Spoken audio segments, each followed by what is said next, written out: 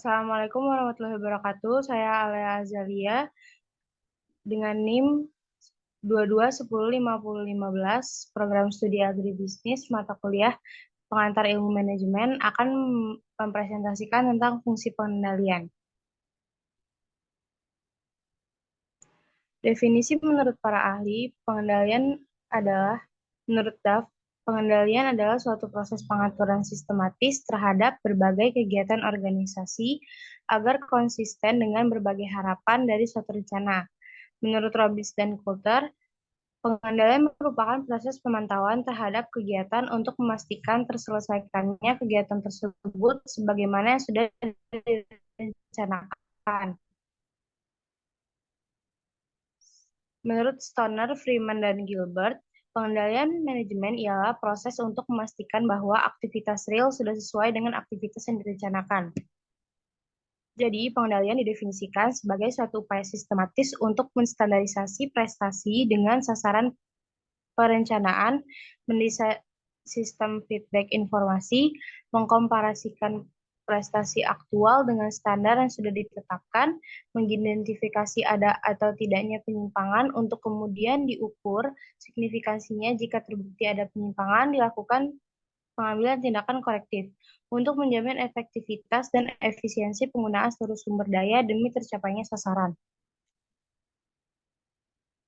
Langkah-langkah pengendalian Langkah-langkah fungsi pengendalian ada menerapkan standar dan metode pengukuran prestasi, mengukur prestasi, membandingkan prestasi berdasarkan standar, mengambil tindakan perbaikan.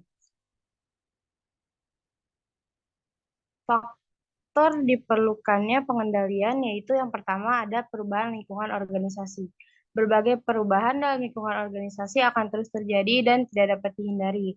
Melalui fungsi pengendalian inilah manajer akan mendeteksi perubahan yang berpengaruh pada barang dan jasa organisasi sehingga akan mampu menghadapi tantangan ataupun memanfaatkan kesempatan yang diciptakan oleh tantangan tersebut. Yang kedua ada peningkatan kompleksitas organisasi. Semakin berkembangnya organisasi juga semakin memerlukan pengendalian lebih formal dan hati-hati. Produk harus diawasi untuk menjamin bahwa kualitas dan profitabilitas tetap terjaga sehingga beragam pasar organisasi perlu dipantau perkembangannya. Yang ketiga ada kesalahan-kesalahan. Pengendalian dapat dilakukan secara sederhana apabila bawahan tidak atau jarang melakukan kesalahan. Tapi jika bawahan seringkali melakukan kesalahan, manajer perlu membuat sistem monitoring yang memungkinkan untuk mendeteksi kesalahan sebelum permasalahan tersebut menjadi lebih parah. Yang keempat ada kebutuhan manajer untuk mendelegasikan wewenang. Dalam hal ini, manajer melakukan sistem pengawasan untuk mengevaluasi apakah bawahan sudah melakukan pekerjaan yang didelegasikan untuknya, apakah mereka menjalankan tugasnya dengan baik.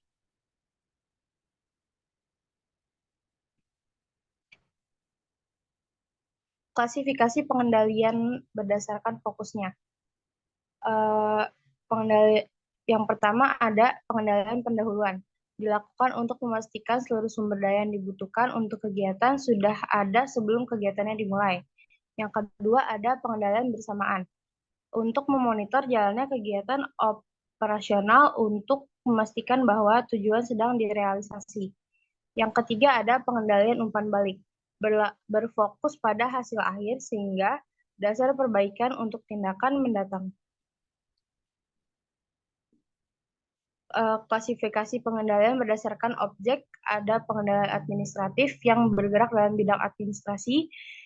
Yang kedua ada pengendalian operatif.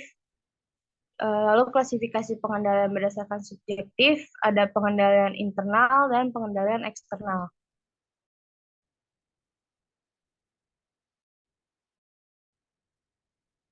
Proses pengendalian ada tiga, yaitu pengukuran kinerja. Pengukuran kinerja yang dimaksud adalah perbandingan antara standar dan implementasi yang didasarkan atas perbandingan ke depan, atas pandangan ke depan. Yang kedua ada membandingkan prestasi dengan standar, ditujukan untuk mengoperasikan kesesuaian prestasi dengan standarnya. Yang ketiga ada mengambil tindakan korektif, Tindakan ini dilakukan jika capaian prestasi lebih rendah daripada standarnya, sehingga hasil analisis menunjukkan perlunya pengambilan tindakan. Namun, seringkali standar itu lebih tinggi atau lebih rendah daripada kinerjanya, sehingga terjadinya sehingga terjadinya lebih rendahnya prestasi daripada capaian. Dalam hal ini, yang perlu dikoreksi adalah standarnya. Karakteristik pengendalian efektif ada 9, yaitu akurat, realistik secara ekonomi, tepat waktu, realistik secara organisasi, berfokus pada pengendalian strategis, terkoordinasi dengan arus kerja organisasi, objektif dan komprehensif, fleksibel, dan diterima oleh para anggota organisasi.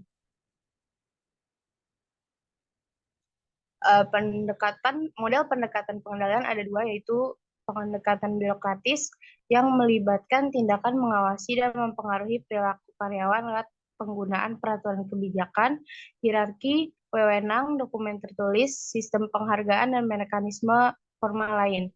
Yang kedua adalah pendekatan terdesentralisasi. Model ini keterbalikannya dari model pendekatan birokratis. Model ini menggunakan peraturan dan prosedur hanya digunakan ketika diperlukan pada manajer terpengaruh oleh suatu asumsi bahwa karyawan dapat dipercaya bersedia untuk bekerja dengan efektif tanpa peraturan dan pengawasan yang ketat. Sekian presentasi dari saya, kurang lebihnya mohon dimaklumi. Wassalamualaikum warahmatullahi wabarakatuh.